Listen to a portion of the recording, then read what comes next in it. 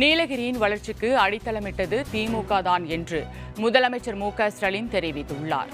நீலகிரி மாவட்டம் ஊட்டியில் அரசு மருத்துவமனை திறப்பு விழாவில் பங்கேற்று முதலமைச்சர் மு.க.ஸ்டாலின் உரையாற்றினார். அப்போது பேசிய அவர், உதகையில் உள்ளவர்களை பார்த்தால் கொஞ்சம் பொறாமையாக உள்ளது என்றும், நீலகிரியின் வளர்ச்சிக்கு அடித்தளமிட்டது திமுக தான் என்றும் கூறினார்.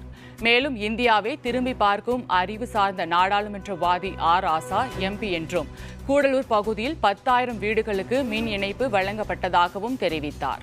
தொடர்ந்து பேசிய முதலமைச்சர் மு.க.ஸ்டாலின், தான் உள்ளாட்சி அமைச்சராக இருந்தபோது நீலகிரிக்கு 3வது குடிநீர் திட்டத்தை கொண்டு வந்ததாக கூறினார்.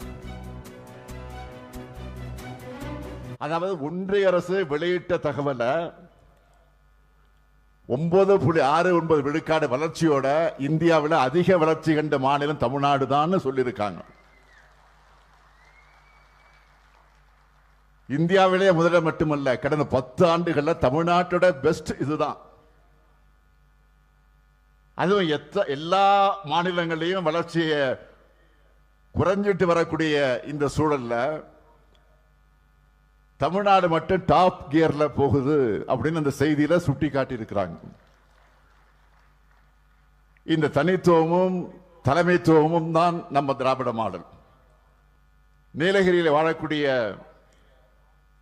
பழங்குடியின மக்களுக்கு 1000 கான்கிரீட் வீடுகள், உதகையில் சூழலியல் பூங்கா அமைக்க 70 கோடி ரூபாய் நிதி ஒதுக்கி இருக்கும்.